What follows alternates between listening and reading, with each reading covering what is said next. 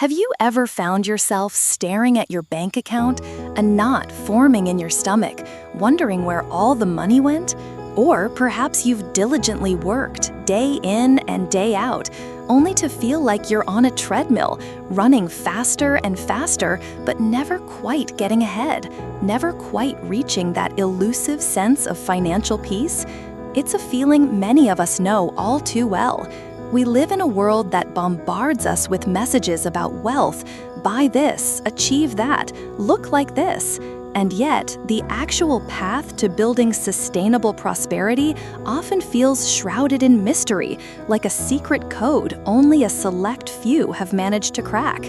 We see some individuals navigate the complex currents of finance with apparent ease, their fortunes growing, their lives seemingly unburdened by monetary anxieties. And then there are others, perhaps even ourselves, who, despite our best efforts, feel perpetually caught in a downstream current, struggling just to keep our heads above water. Why this vast disparity? Is it purely luck, a roll of the cosmic dice? Is it a matter of being born into the right circumstances, or possessing some rare, innate genius for numbers? I believe the answer is far more accessible, far more empowering than that. What if I told you that the most profound, life-altering secrets to financial freedom aren't locked away in high finance textbooks or whispered only in exclusive boardroom meetings? What if they could be revealed by an observer of human nature so unexpected, so unassuming that you might initially dismiss the possibility? Today, we're going to explore exactly that. We're going to uncover timeless truths about money management, principles so foundational, so inherently simple, that their power is often underestimated in our relentless pursuit of complicated solutions. This isn't just about numbers, it's about a fundamental shift in perspective, a transformation in how we think, feel, and behave when it comes to the very currency that shapes so much of our lives. If you've ever yearned to break free from the cycle of financial stress, if you've ever dreamed of making your money work for you instead of feeling like a perpetual servant to it, or if you simply desire to build a future characterized by security, abundance, and the freedom to pursue your passions, then settle in. We're about to embark on a rather extraordinary journey, guided by a most unconventional mentor. Our story, a tapestry woven with threads of innocence, challenge, and surprising wisdom, begins with a young girl. Let's call her Kira. Kira's world, once vibrant and carefree, had become tinged with the muted colors of worry. Her family was navigating the treacherous waters of financial hardship. The air in their home, once filled with easy laughter, now often carried the heavy weight of unspoken anxieties. Hushed conversations between her parents about mortgage payments, about the looming shadow of the bank, became the unsettling soundtrack to her days. Like so many children her age, Kira harbored a simple, heartfelt wish. She longed for a dog, a loyal companion to share her adventures and secrets. But witnessing her parents' daily struggles, seeing the lines of concern etched on their faces, she instinctively knew that voicing such a desire would only add to their burden. So her wish remained a silent whisper in her heart.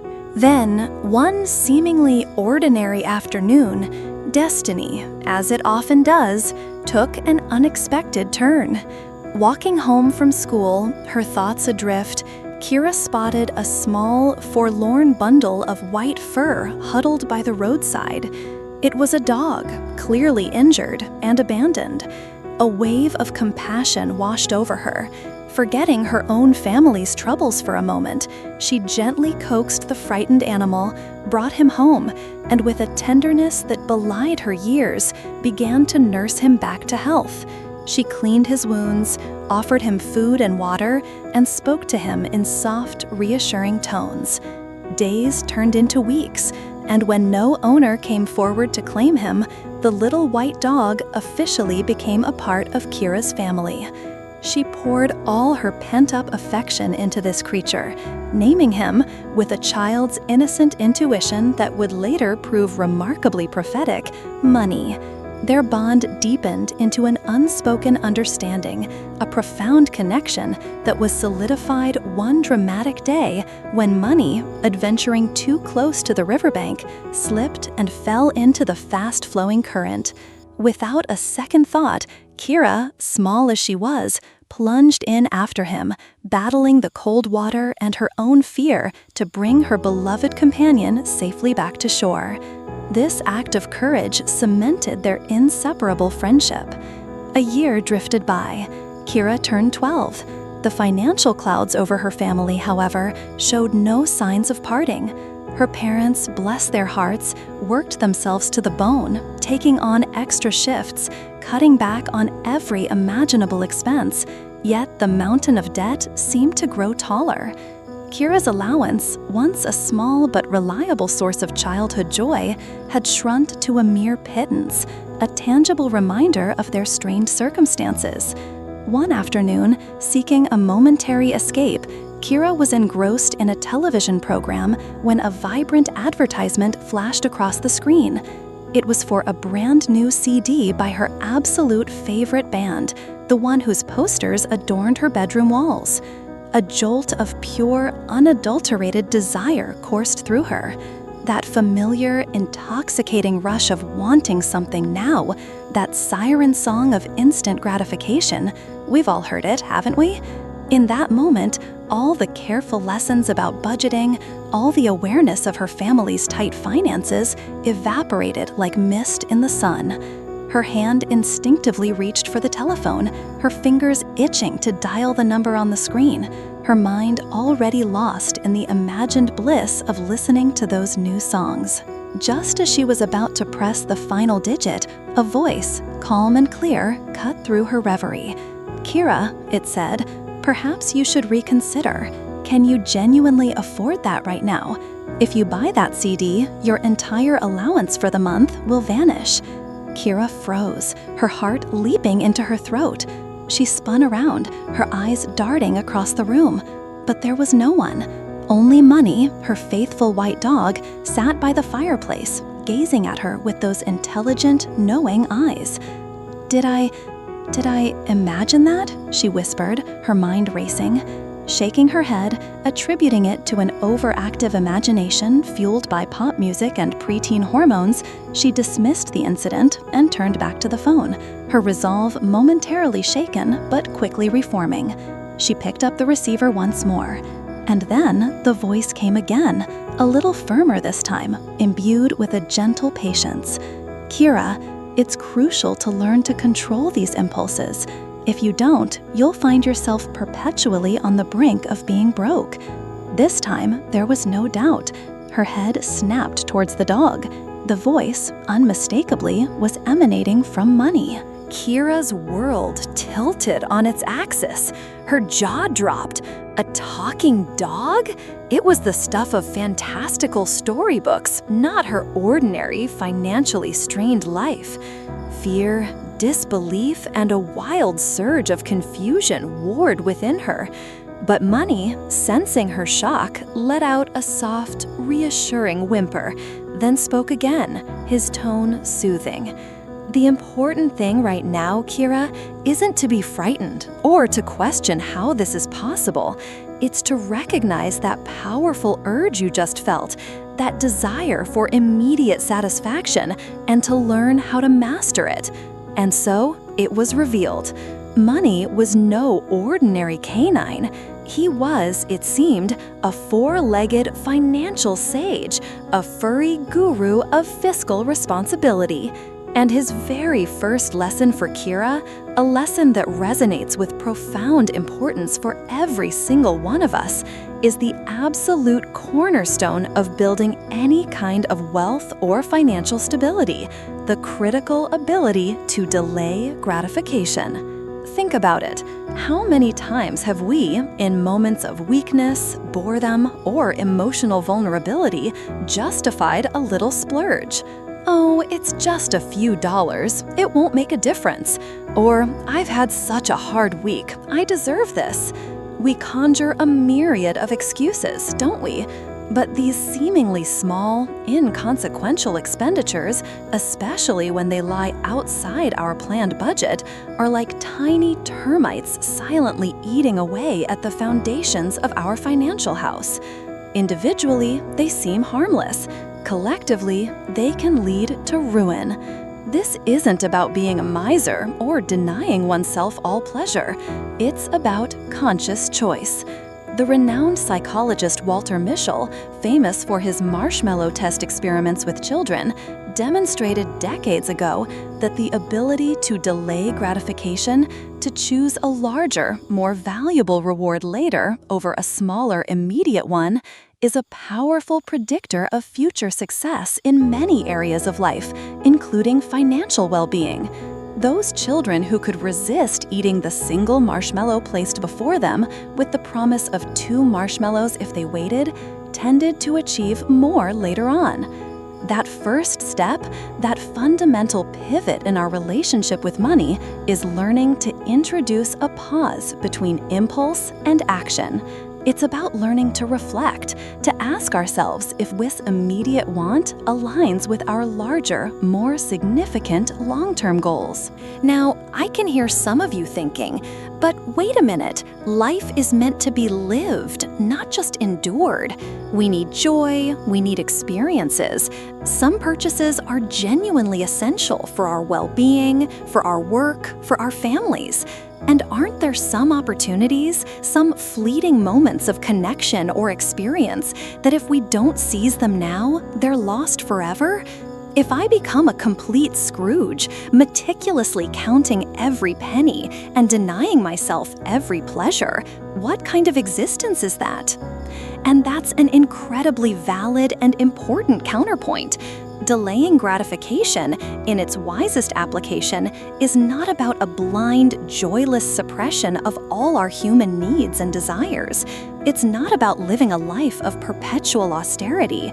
Rather, it's about making informed, rational decisions to forgo those immediate pleasures that actively derail us from achieving more significant, more deeply fulfilling long-term objectives. Our modern world is a relentless engine of manufactured desire. Advertisements, social media, societal pressures, they all conspire to create an endless stream of wants. If we're not careful, these wants can become invisible chains, binding us to a cycle of earning and spending, preventing us from ever achieving true financial autonomy. Only by consciously strengthening our ability to delay gratification, by mindfully reducing irrational and impulsive consumption, can we hope to avoid becoming unwitting slaves to our fleeting desires. And so, as our sagacious canine consultant, Money, wisely pointed out to Kira, to effectively and appropriately delay these desires, you must first have a clear understanding of what you are delaying them for. You need to identify with clarity and conviction your long-term goals. What truly matters to you? What kind of life are you trying to build? Money, now fully established in his extraordinary role as Kira's personal financial mentor, didn't waste any time. His demeanor was serious, yet kind. "Kira," he declared, his voice surprisingly authoritative for a creature of fluff and wagging tail, "from this day forward, our conversations, our focus, will revolve around one central theme: how to create and manage money wisely." His first instruction was deceptively simple. He asked Kira to take out a notebook and a pen and write down a list of 10 things she truly, deeply desired to have or achieve if she suddenly had an abundance of money. Kira, still slightly dazed by the talking dog phenomenon, but also intrigued, eagerly complied. Her pen flew across the page, listing everything from a trip to Disneyland to a new bicycle, from helping her parents pay off their debts to buying a lifetime supply of her favorite ice cream. Once she had proudly presented her completed list, Money, after a moment of thoughtful perusal, immediately instructed her to do something that felt almost sacrilegious. She had to cross off 7 of those desires and keep only the 3 that were most profoundly important to her. Kira was aghast. "No, money, I can't," she protested, her voice filled with dismay. "They're all important. I want all of them." But money remained steadfast, his gaze unwavering. "Kira," he explained gently but firmly, "only by identifying a crystal-clear paramount objective, or, in your case, a very small number of primary objectives, will you cultivate the unwavering motivation required to move forward, to overcome obstacles, and to stay focused on your path." This is a truth that echoes far beyond childhood wish lists. The scholar William Damon, in his research, once conducted a poignant survey among hundreds of individuals experiencing homelessness. He asked them a simple question: why weren't they working or actively trying to change their circumstances? The answers he received were strikingly, tragically similar. They confessed that they had no real dream, no compelling goal, no deeply felt aspiration that they truly wanted to achieve. Damon's research highlighted a profound connection. Our vitality, our very life force, is inextricably linked to having a sense of purpose. Only a clear, compelling purpose can ignite that unquenchable inner drive, that resilience that allows us to push through adversity. Think about it in your own life. If we are merely working a job to collect a paycheck, our potential for growth and increased income is often limited by external factors. If we impulsively start a business based on a fleeting idea without a deep-seated why, we are far more likely to abandon it at the first sign of serious trouble. But when we possess goals that are not just vague wishes, but are clearly defined, deeply meaningful, and personally resonant, we discover within ourselves an astonishing capacity to surmount any difficulty that arises on our journey to achieving them. Every decision, every action should then ideally revolve around these core objectives. This focused intentionality prevents us from squandering our precious energy, time, and resources on alluring distractions that ultimately lead us nowhere near our desired destination. The more vividly, the more specifically you can envision your desires, the more illuminated your path becomes. Specific goals act like a high-powered laser beam, concentrating your energy and attention on a single point over an extended period, allowing you to burn through obstacles. There's an old saying that most people stumble through life aimlessly, like ships without rudders, constantly changing direction, simply because they lack that singular, unwavering focus. If you can learn to channel your thoughts, your energy, and your conscious awareness in one consistent direction and maintain that focus over time, success in that endeavor becomes not just possible, but highly probable. So, a slightly reluctant Kira, under money's patient guidance, eventually narrowed down her list to 3 core wishes. The process itself was an education. Money then outlined the next crucial steps to keep these goals alive and vibrant in her mind, transforming them from abstract desires into tangible targets. First, he instructed her to look at her list of 3 wishes, her dream list, every single day, preferably first thing in the morning and last thing at night. This daily ritual, he explained, would serve as a constant, powerful reminder of her why, the driving force behind her efforts to learn about money. Furthermore, he encouraged her to create what he called a dream album or a vision board. She was to find images, photographs, or even draw pictures that vividly represented her chosen desires. Perhaps it was a brochure of the American city she dreamed of visiting on an exchange program, a picture of a happy family free from debt, or an image of the specific item she longed to own. These images were to be pasted into her album or onto her board, and she was to look at them regularly. This, Money explained, is the power of visualization. Regularly immersing herself in these visual representations of her goals would stimulate her subconscious mind, keeping her motivated and encouraging her brain to actively seek out ways to make those dreams a tangible reality.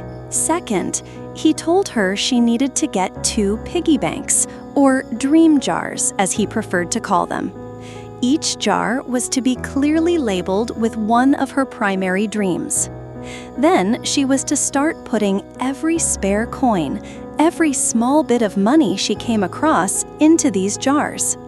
This wasn't just about the amount of money, he stressed, but about the physical act of saving, the daily habit of visibly and tangibly investing in her future. Each clink of a coin into the jar was a small affirmation of her commitment. And third, money emphasized that dreams and plans, no matter how well-intentioned, needed to be supported by an unwavering belief in her own ability to achieve them. Self-doubt, he warned, is a dream killer. Therefore, she was to start a success journal.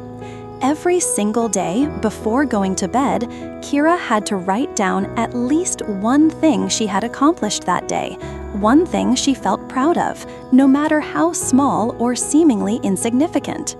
Did she resist the urge to buy a candy bar and save the money instead? Did she help her mother with a chore without being asked? Did she learn something new at school? Did she successfully teach money a new trick?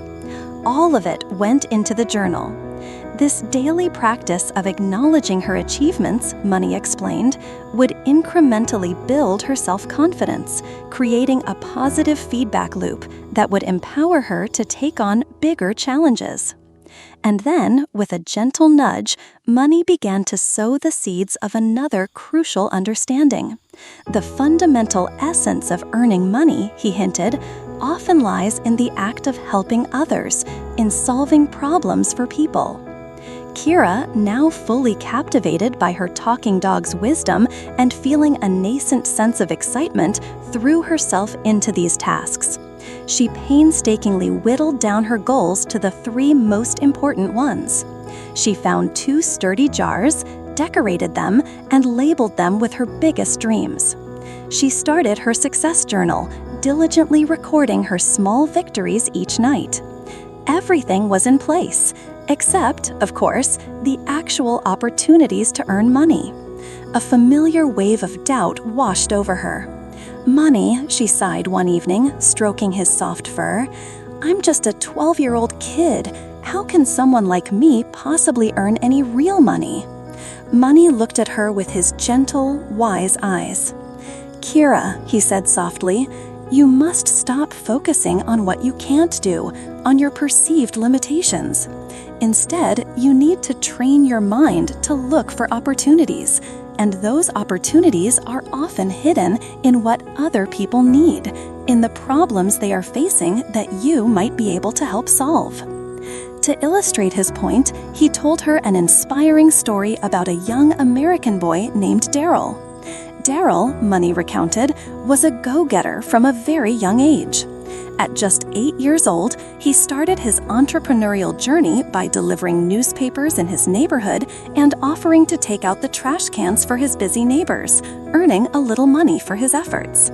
By the tender age of 9, he had discovered his father's old computer and, with a natural curiosity, began teaching himself how to write compelling advertising copy. He offered his burgeoning skills to local small businesses. Before long, through his diligence and ingenuity, he had amassed a surprisingly large amount of savings for a boy his age. He didn't stop there. As he grew older, he continued to seek out new ventures, eventually moving into television production. By the time he was 17, Daryll was a self-made millionaire. Daryl's story sparked a flicker of inspiration in Kira. If an 8-year-old could find ways to earn money, then surely she could too. Bolstered by this newfound hope, she decided to seek practical advice from someone closer to home, her cousin Marcel. Marcel was only a year older than Kira, but he was already known in the family for his enterprising spirit and his knack for making a bit of pocket money. When Kira explained her quest, Marcel listened intently and then smiled.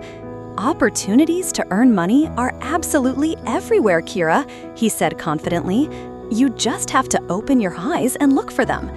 He then shared his own experiences. Marcel had noticed that many families in their neighborhood loved having fresh bread on Sunday mornings, but often found it inconvenient to go out to the bakery, especially as many smaller bakeries were closed or had limited hours. Spotting this need, he had started a Sunday morning bread delivery service. He would take orders during the week, pick up the freshly baked bread early on Sunday, and deliver it right to people's doorsteps. Because of the convenience he offered and the fact that bread sold on a Sunday often commanded a slightly higher price, he was able to earn a respectable 140 marks a month for just a few hours of work each weekend. But Marcel didn't stop there. He also noticed that the local nursing home sometimes needed assistance with their elderly residents. So, a few afternoons a week, he would go to the home and offer his services. He would help the seniors with small shopping errands, read to those with failing eyesight, or simply accompany them on gentle walks in the garden, providing companionship. For this, the nursing home paid him 10 marks an hour. Between his bread delivery service and his work at the nursing home, Marcel was earning close to 300 marks a month, a small fortune for a 13-year-old. As he shared his stories, Marcel emphasized a crucial piece of wisdom that resonated deeply with what money had been teaching Kira. The key, Kira, is to find ways to help other people solve their problems or meet their needs. But it's equally important, he added, to find something that you genuinely enjoy doing and that you're reasonably good at. If you love playing with dogs, for instance, he suggested, a thoughtful look on his face, why not offer to walk dogs for people in the neighborhood who are too busy or unable to do it themselves? A jolt like a tiny spark of electricity went through Kira. A dog walker! It was a brilliant idea. She adored dogs. She knew almost every canine in their neighborhood by name and temperament. There was one dog in particular, a slightly pampered but lovable basset hound named Napoleon, who belonged to an elderly couple, Mr. and Mrs. Henkamp. Kira knew that Mr. Henkamp has mobility issues and found it difficult to walk Napoleon regularly. Mrs. Henkamp usually took on the task, but Kira had often seen her struggling a little with Napoleon's stubborn sniffing stops and his general lack of enthusiasm for exercise. Plus, Mrs. Henkamp wasn't particularly adept at training him or engaging him in playful activities. The idea took root and blossomed rapidly in Kira's mind. Summoning every ounce of her courage, it wasn't easy for a shy 12-year-old to approach an adult with a business proposition. She knocked on the Henkamp's door. When Mr. Henkamp answered, Kira took a deep breath and launched into her carefully rehearsed speech. "Mr. Henkamp," she began, her cheeks flushing slightly, "I'm trying to earn some money so I can save up for a student exchange program to America. I know Mrs. Henkamp sometimes finds it a bit much walking Napoleon, and I absolutely love dogs. I was wondering if perhaps I could help by walking him for you." To Kira's utter astonishment and immense relief, Mr. Henkamp's face broke into a warm smile. He not only agreed immediately, but offered her 2 marks a day for the walks. And as an added incentive, he promised her an extra 20 marks if she could successfully teach Napoleon a few basic tricks, like sit and shake paw. Kira was so overjoyed she could have floated home. She practically flew back to her house, burst through the door, and threw her arms around Money in a triumphant hug. Guided by the wisdom of her extraordinary talking dog and inspired by her cousin, Kira had secured her very first paying job. It might sound like a charming episode from a children's story, this tale of a young girl earning her first income under the tutelage of a financially astute canine. Yet, the underlying principle is profoundly, universally real and applicable to anyone at any age. Genuine opportunities to earn money are almost always embedded within the problems, needs, and desires of other people. The crucial skill lies in developing the perceptiveness to identify a problem that someone is willing to pay to have solved, or a need they are eager to have met. And, just as importantly, it's about finding a solution that aligns with your own genuine interests, passions, and innate abilities. Because when you engage in work that you truly enjoy, work that taps into your natural talents, it ceases to feel like drudgery. It becomes a source of energy and motivation. When your passion and your work harmoniously intertwine, you enter a state of flow, as psychologists call it, a state of deep engagement and effortless action. You become more resilient, more persistent, and far less likely to give up when faced with inevitable challenges. As the old adage wisely states, love is indeed a powerful motivator. When we undertake a task, a job, or a business venture fueled by genuine enthusiasm, driven from the heart, any obstacles we encounter, transformed from insurmountable barriers into mere stepping stones on what becomes, essentially, a joyful journey of creation and service. Just as Kira was beginning to find her entrepreneurial rhythm, walking Napoleon with diligence and even starting to teach him a few new tricks, another unexpected twist occurred in her life. Her aunt, her mother's sister, came for an extended visit. One afternoon, while Kira was out with Money in the park, her aunt suddenly stopped, a look of dawning recognition on her face as she stared intently at the little white dog. "Wait a minute," she exclaimed. "I know this dog. This is Money, isn't it? He belongs to my next-door neighbor, a lovely gentleman named Mr. Goldstern." Kira's heart plummeted. The thought of losing Money, her confidant, her friend, her incredible financial mentor, was unbearable. Tears welled up in her eyes. The next day, a somber Kira, accompanied by her father and her aunt, made the journey to visit Mr. Goldstern, who, it turned out, lived in a rather grand and luxurious villa not far from her aunt's place. Mr. Goldstern, a kindly man with a warm smile despite his recent ordeal, explained what had happened. Not long ago, he had been driving near Kira's neighborhood with Money beside him in the car when he was involved in a serious accident. He had been badly injured and had lost consciousness. When he finally awoke in the hospital, his first concern was for his beloved Money. He had immediately asked people to search for his dog, but weeks had passed with no news, and he had begun to fear the worst. He was overwhelmingly grateful and relieved to learn that Money was safe and had been so lovingly cared for by Kira and her family. Mr. Goldstern explained that he still required a lengthy period of medical treatment and would need to stay in a specialized rehabilitation center for several more weeks to fully recover. Therefore, he made Kira a wonderful proposition. He asked if she would be willing to continue looking after Money, bringing him for visits and ensuring he was well cared for, and he would, of course, pay her for her services. Kira was beyond ecstatic. Not only could she keep her cherished friend by her side for a while longer, but Money could also continue his invaluable financial coaching. Money, ever the pragmatist, quickly refocused his efforts. Now that Kira was earning a little, he turned his attention to a more pressing concern, helping Kira's parents find a way out of their suffocating debt. He revealed to Kira that Mr. Goldstern, his owner, wasn't just a wealthy man, he actually owned and operated a highly successful financial consulting firm. Mr. Goldstern frequently gave seminars and workshops teaching people from all walks of life how to manage their assets, invest wisely, and, crucially, how to escape the clutches of debt. Money, being Mr. Goldstern's constant companion, had sat in on countless such sessions, absorbing a wealth of financial wisdom. He now shared with Kira some of Mr. Goldstern's key principles for debt elimination.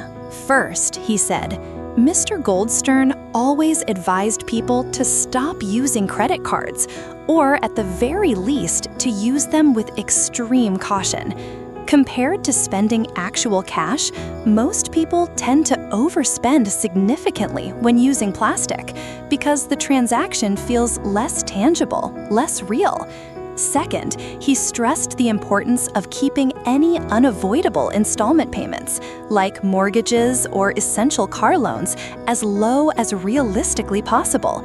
If a large portion of one's monthly income is consumed by debt servicing, there's precious little left for saving, investing, or even enjoying life. Third, and this was a point money emphasized strongly, Mr. Goldstern taught that one should not wait until they are completely debt-free to begin saving. Even if it's a very small amount, the habit of saving should start immediately. Waiting for the perfect time often means waiting forever. Fourth, before making any non-essential purchase, one should pause and ask a critical question. Is this item truly, absolutely necessary, or is it just a want? Kira, ever the diligent student, carefully wrote down these 4 golden rules in her notebook, making a solemn promise to herself to follow them and to prioritize saving, resolving never to borrow money unless it was for something truly essential and unavoidable. During one of Kira's weekend visits to see Mr. Goldstern at the rehabilitation center, with money happily trotting alongside her, of course, the conversation turned to Kira's success journal, which she had been faithfully keeping. Mr. Goldstern's eyes lit up with interest. This prompted him to share with her a classic, timeless allegory about wealth creation, the story of the goose that laid the golden eggs. "Once upon a time, Kira," he began, his voice gentle, "there was a humble farmer who owned a rather ordinary-looking goose. One morning, to his utter astonishment, he went to the goose's nest and found that it had laid a perfect, glistening, solid gold egg. The farmer was overjoyed. He carefully took the egg to the market, sold it for a tremendous sum of money, and his family lived comfortably for many weeks. To his continued delight, the goose laid another golden egg the next day, and the day after that, and so on. Every single day, there was a new golden egg. The farmer became quite wealthy. However," Mr. Goldstern paused, a shadow crossing his face, "the farmer grew greedy. Why only 1 golden egg a day?" he grumbled impatiently to himself. "This lazy goose must be filled with gold. If I cut it open, I can have all the eggs at once and be richer than a king." And so, in a foolish fit of avarice and impatience, he killed his precious goose and sliced it open, eagerly expecting to find a treasure trove of golden eggs inside. Of course, Mr. Goldstern concluded sadly, he found nothing but the ordinary insides of a goose. And from that day forward, he never received another golden egg. Mr. Goldstern looked kindly at Kira. "The moral of this story, my dear," he explained, "is profoundly important for understanding money. In this allegory, the goose represents your capital, your savings, your investments, the principal sum of money that you accumulate. If you save your money and invest it wisely, it will begin to earn interest or profits. That interest, those profits, those are the golden eggs. The crucial lesson is this: don't spend all your money, especially your capital. You must save a portion of what you earn and allow that saved money, your goose, to continue generating more money, more golden eggs, in the form of interest or returns. Whatever you do, don't kill your goose by dipping into your capital for everyday expenses or frivolous wants. If you deplete your capital, you will stop receiving those precious golden eggs, and your journey to financial well-being will be severely hampered." Kira listened, rapt. The story, simple as it was, resonated deeply. When she returned home that evening, she immediately sat down and counted her recent earnings from walking Napoleon and the small payment from Mr. Goldstern for looking after money. It amounted to 74 marks. Inspired by Mr. Goldstern's wisdom and the fable of the golden goose, she made a pivotal decision, one that would shape her financial habits for years to come. She decided to implement a clear allocation strategy for her income. She resolved that 50% of every mark she earned would be designated as her golden goose. This was her capital, money to be saved, invested, and never touched for regular spending. Another 40% of her income would go directly into her 2 dream jars, the funds specifically earmarked for achieving her medium-term goals, like the American exchange program. This way, she could enjoy the fruits of her labor and pursue her dreams without depleting her precious capital. The remaining 10% would be her spending money for her current needs, small treats, or immediate wants. This three-way split, 50% for building capital, 40% for achieving specific dreams, and 10% for current consumption, provided a balanced and sustainable framework. It ensured her goose was constantly being fed and nurtured, while also allowing her to tangibly work towards her aspirations and enjoy a little in the present. This proactive approach to managing even small amounts of money is so often misunderstood or dismissed. Many people fall into the trap of thinking, I barely have enough money to cover my expenses right now, so how on earth can I possibly save anything? Or they tell themselves, I'll start saving seriously once I get that big promotion, or once I have a large lump sum of money. But the stark reality, as financial experts continually attest, is that no matter how much your income increases, if you haven't cultivated the discipline of saving and conscious spending, you will likely never feel like you have enough. Why? Because as our income rises, our desires, our lifestyle expectations, and consequently, our spending levels tend to rise in tandem, often even faster. This phenomenon is sometimes called lifestyle creep. If you don't proactively develop to habit the ingrained discipline of forcing yourself to manage your finances, to allocate a portion of your earnings to savings, regardless of how small that portion might initially be, then the likelihood is that you will never achieve true, lasting wealth. As Bodo Schaefer, the author whose principles underpin much of Kira's journey, famously wrote in his best-selling book, The Road to Financial Freedom, no one becomes truly rich merely by earning money. Genuine wealth is built by keeping and growing money. Therefore, the call to action is clear. From this very moment, regardless of your current income level, begin to make a conscious plan to manage the money you earn. Those dreams we discussed, the ones Kira labeled on her jars, they can be grand and ambitious, or they can be modest and personal, a much-needed vacation, a new laptop for work or study, a course to learn a new skill. The profound joy and sense of accomplishment that comes from methodically saving for and then achieving these dreams, one by one, acts as a powerful psychological motivator. It fuels your desire to earn more, to save more, and it often has the uncanny effect of attracting even more opportunities into your life. There's a universal principle at play here, a kind of energetic balance. What you focus on expands. The universe, in its own way, seems to operate on a principle of flow. Energy invested wisely tends to return multiplied. Money, too, operates under similar laws. You need to learn to manage what you have, to spend wisely and save diligently in order to create the capacity to earn and attract more. Concurrently, we must all strive to cultivate a heightened sense of financial awareness in our daily lives. The most fundamental aspect of this is learning to clearly and honestly distinguish between our genuine needs and our often insatiable wants. Once this distinction becomes clearer, we can then make a conscious effort to reduce the frequency and amount of our spending on non-essential wants and strategically channel that redirected money into our savings, our Golden Goose Fund, or into carefully considered investments. Learning to manage money effectively is not just about numbers. It's about building a profound sense of security, sufficiency, and empowerment. It's about creating a life where you are better insulated against unexpected financial shocks and where your future is protected and enhanced by the tangible growth of your savings and investments. Kira's financial education was about to enter an even more sophisticated phase, moving beyond earning and saving into the realm of making her money work for her. Her good work with Napoleon and her responsible nature had impressed Mr. Henkamp.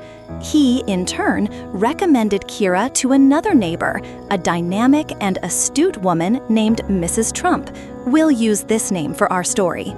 Mrs. Trump was a widow who lived alone in a large house and was, as Kira would soon discover, a very savvy investor.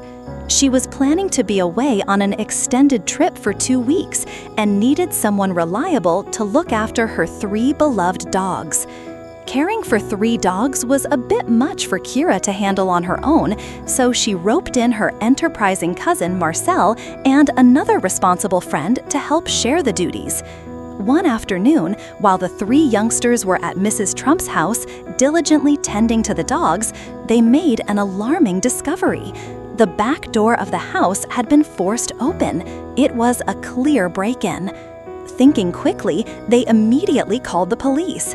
Fortunately, it turned out that Mrs. Trump kept her most valuable possessions, including jewelry and important documents, securely locked away in a hidden safe deposit box, which the opportunistic thief had completely overlooked. Most of her material wealth was therefore untouched. When Mrs. Trump returned and learned how the children's quick thinking and responsible actions had likely prevented a more significant loss, she was immensely grateful. As a way of expressing her thanks and recognizing their budding potential, Mrs. Trump, being a passionate advocate for financial literacy, made them an exciting offer. She proposed to guide the three of them in establishing their very own investment club. She would teach them the basics of investing so they could learn how to grow their money together. On the official founding day of their new Young Investors Club, Mrs. Trump generously gifted each of the three children 5,000 marks to seed their investment capital. She then matched their collective 15,000 marks with another 5,000 marks from her own funds. And so, the club began its journey with a respectable starting capital of 20,000 marks. Investing, Mrs. Trump began, her eyes sparkling with enthusiasm, is actually far less complicated and intimidating than most people imagine. You just need to keep a few fundamental principles in mind. First, she explained, your chosen investments should ideally be simple to understand, transparent in their operation, and relatively easy to manage. Avoid anything overly complex or opaque.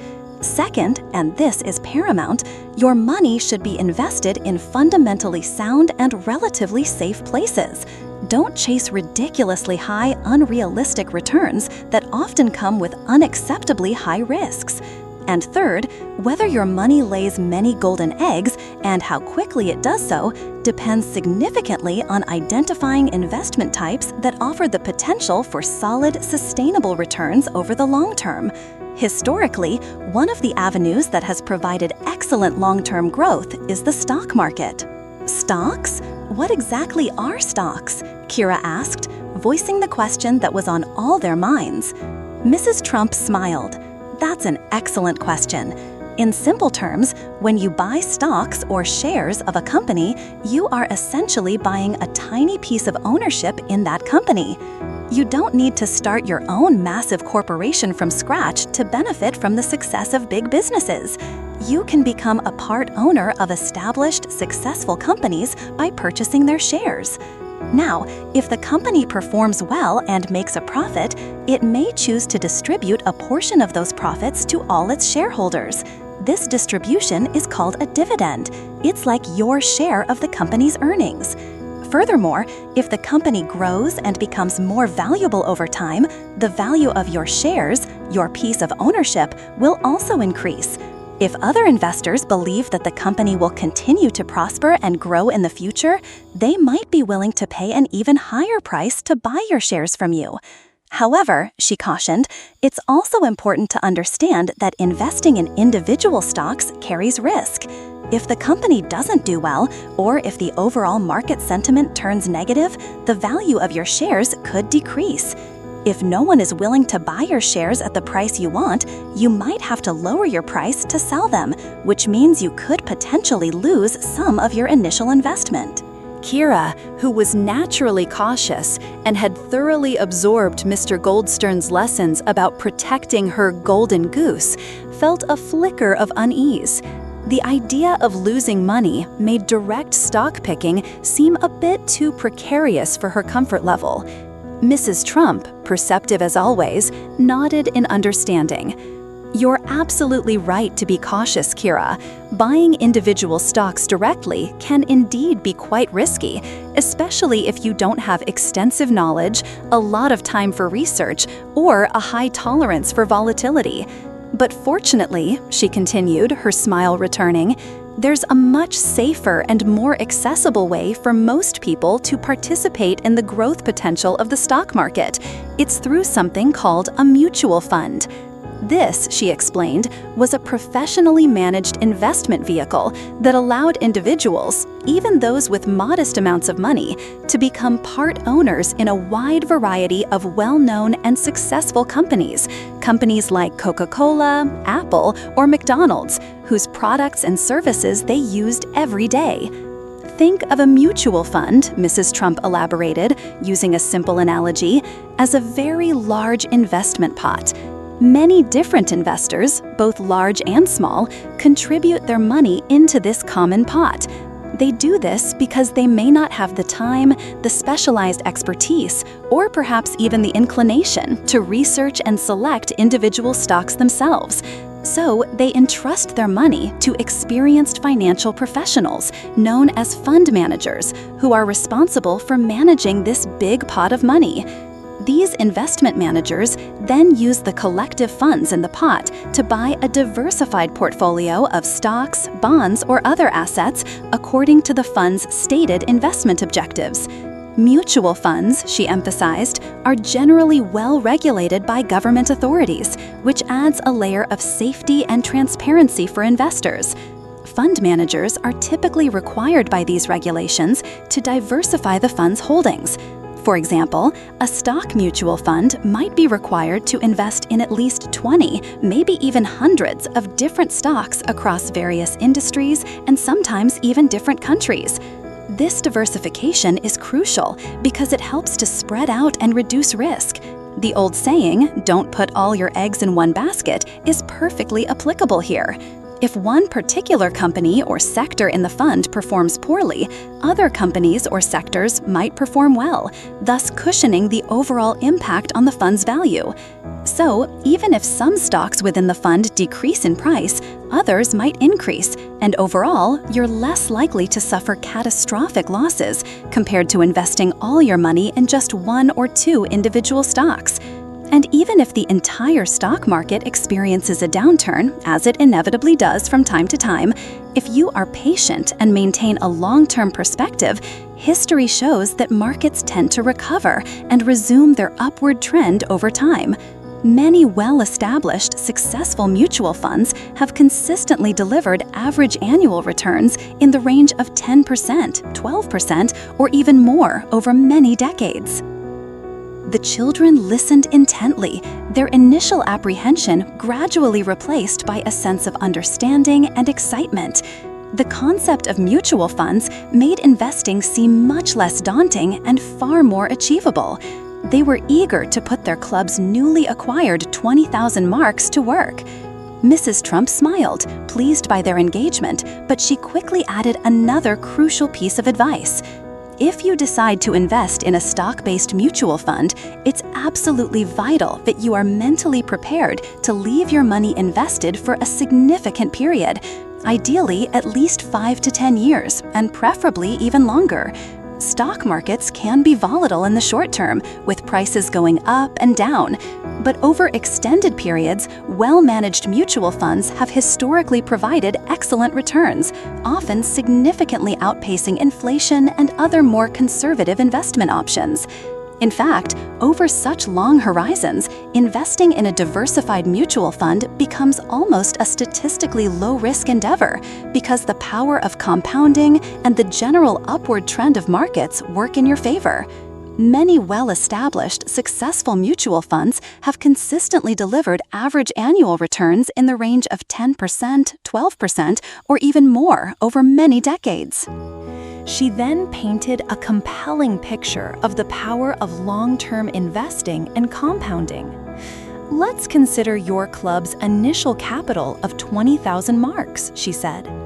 If we were to invest that sum in a good quality mutual fund that averages, say, a 12% annual return, and we just left it there to grow for 20 years, do you know how much it could potentially be worth? It could grow to almost 200,000 marks, nearly 10 times your initial investment. And imagine, she continued, her voice filled with encouragement, If each of you also managed to contribute an additional 250 marks per month from your earnings into that initial investment. With the same 12% average annual return, after 20 years, the total value of your club's account could potentially exceed 1 million marks. The children gasped in unison. The idea of 1 million marks was a sum so vast it was almost beyond their comprehension. It seemed like a fairy tale number. "But Mrs. Trump," Marcel asked, ever the practical one, "how do we choose the right mutual fund? There must be thousands of them out there. How do we know which ones are good?" "Another excellent question," Mrs. Trump commended.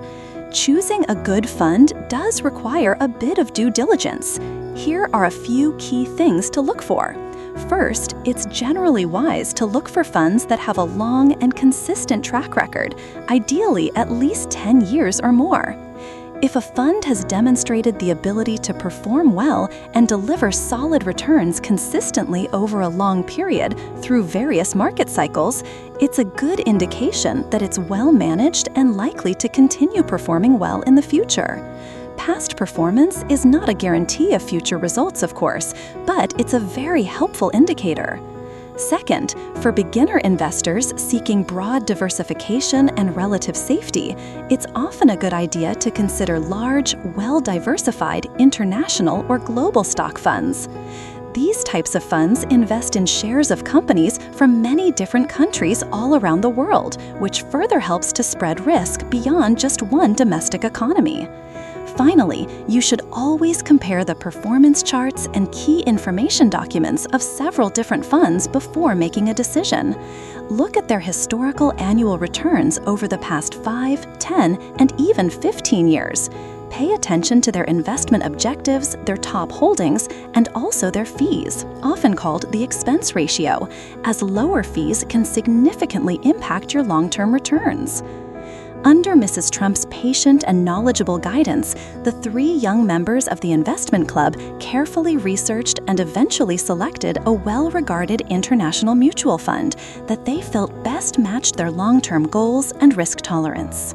In the months that followed, the Young Investors Club met regularly. Mrs. Trump continued to mentor them, teaching them more about different investment concepts, market dynamics, and the importance of patience and discipline.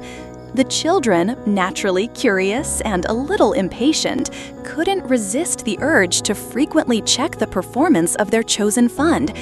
Then, one day, what they perceived as a disaster struck.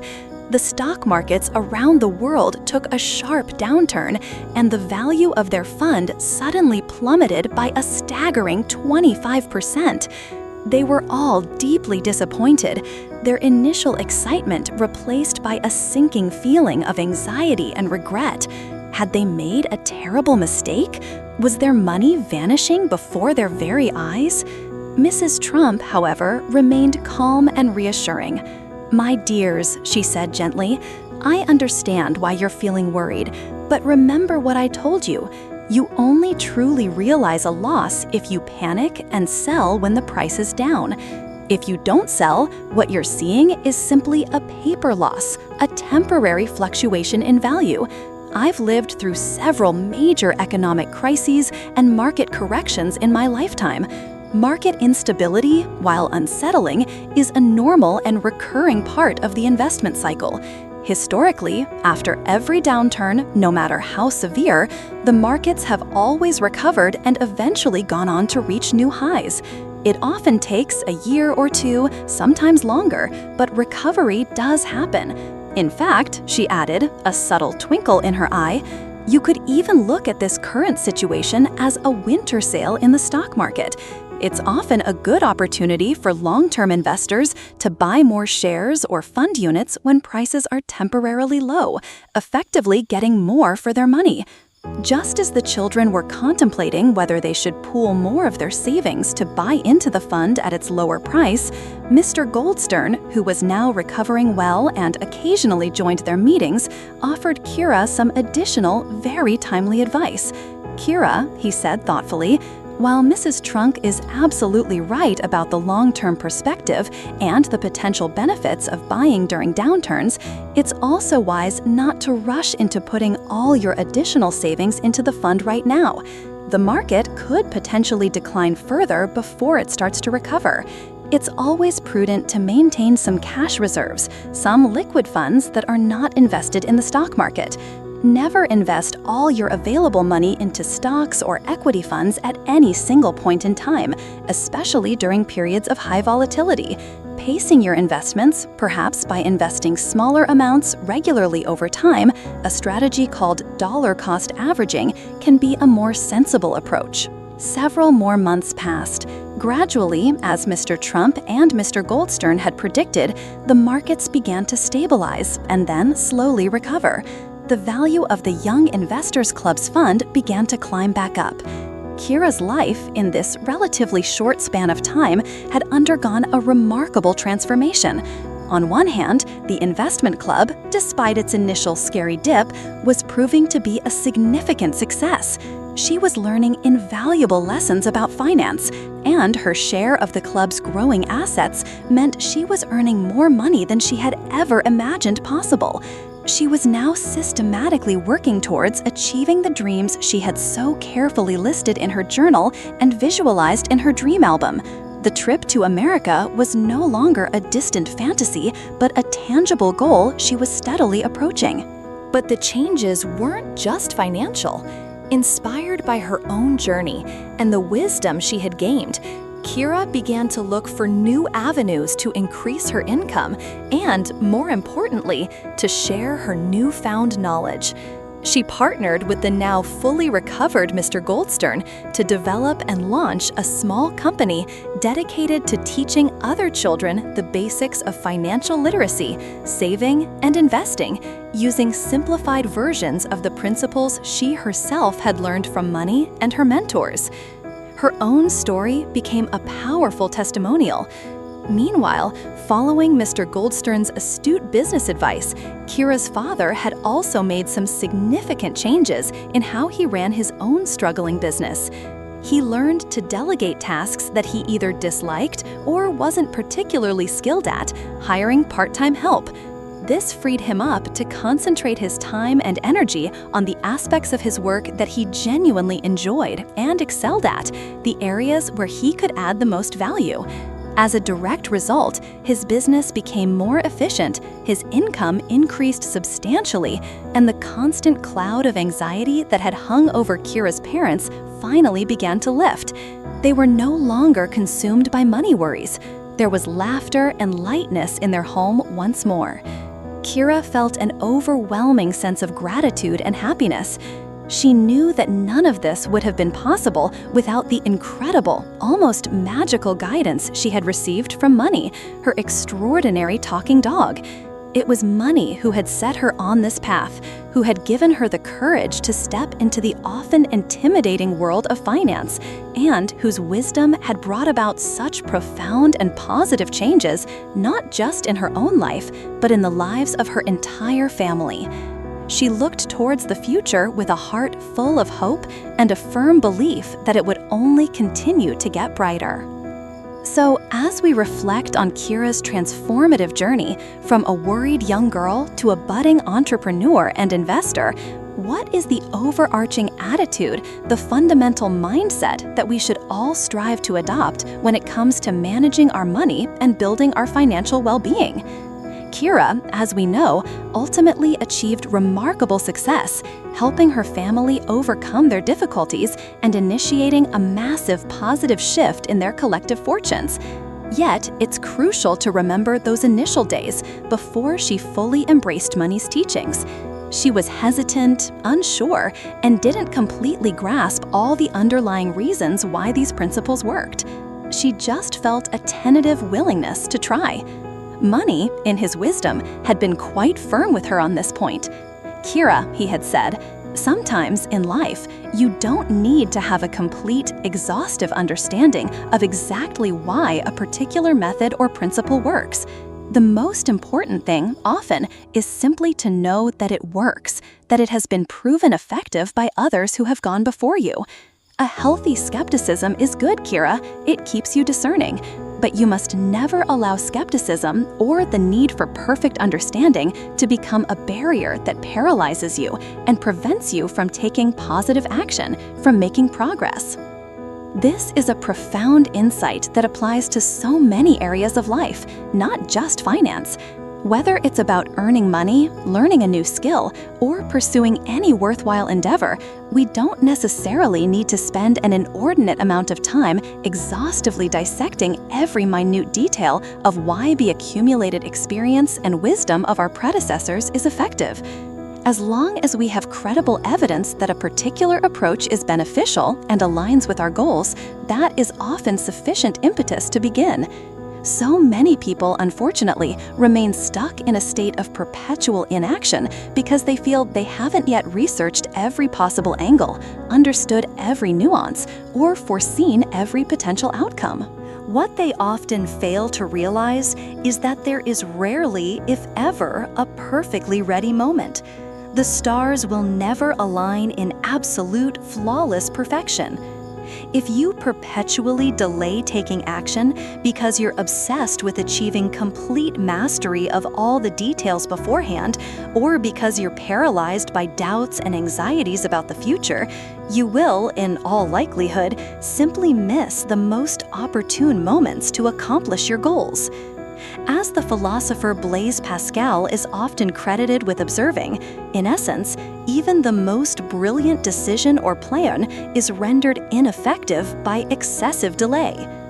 It is only by taking those initial, perhaps imperfect steps, that you can begin to receive genuine, real-world feedback. And it is only through analyzing that feedback that you can then iteratively refine and optimize your plans and actions as you move forward. The renowned Nobel laureate economist Gary Becker once astutely observed that the accumulation of wealth, even in small amounts, tends to encourage people to invest more of their time and to cultivate greater patience. Once we consciously decide to build our financial awareness, once we commit to patiently and consistently performing the small, foundational actions like tracking our spending, creating a budget, regularly allocating money to savings, learning about investing, and once we maintain that consistency over time, we gradually begin to step into a powerful, self-reinforcing positive cycle. It becomes invest, be patient, earn money, then reinvest those earnings, cultivate even greater patience, and subsequently earn even more money.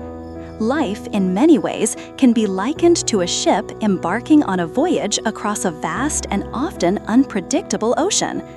Your true, deeply held dreams are the lighthouse, the beacon of light on the distant shore, guiding your direction. The critical question is, do you possess the unwavering focus and determination to single-mindedly navigate your vessel towards that inner lighthouse, despite the storms and distractions you will inevitably encounter? In this analogy, cultivating a correct and empowering financial mindset is akin to ensuring your ship has high-quality fuel, allowing its engines to operate powerfully and efficiently. Learning to wisely and strategically distribute the money you earn is like maintaining a firm, steady hand on the ship's rudder, ensuring it stays on course and doesn't capsize in turbulent waters. And learning the principles of sound investing is like discovering and harnessing favorable currents and winds, opportunities that can significantly accelerate your journey, enabling you to reach your desired destination, your cherished dreams, much sooner and with greater certainty. My most sincere hope in sharing Kira's story and these timeless principles with you today is that we can all be inspired to elevate our desires beyond mere consumption, to refine our understanding of money, and to cultivate a mindset of abundance and stewardship. The goal is to live a life of genuine prosperity, free from the gnawing anxieties and obsessive thoughts that so often plague our relationship with money, so that we may ultimately achieve a greater measure of true freedom, profound happiness, and the ability to make a meaningful, positive impact on the world around us. thank you from the bottom of my heart for joining me on this rather expansive exploration today. I genuinely believe that these principles, woven into the charming narrative of Kira and her wise dog Money, hold the transformative power to reshape your financial destiny if you choose to embrace them. If this conversation has resonated with you, if these ideas have sparked a new sense of hope or a renewed determination within you, I would be incredibly grateful if you would take a moment to hit that like button. It truly does make a difference in helping this message reach more people who might benefit from it. And I would absolutely love to hear your thoughts and experiences. Please feel free to drop a comment below.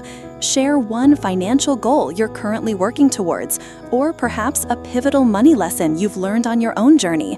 Your insights could inspire someone else. And of course, if you haven't already, please consider subscribing to the channel and clicking that little notification bell. That way, you won't miss out on future videos where we'll continue to delve into more practical strategies and empowering insights designed to help you build a richer, more meaningful, and more fulfilling life. I am deeply committed to bringing you valuable content every week. Thank you once again for your time and attention. It means the world to me. I eagerly look forward to connecting with you again in the next video.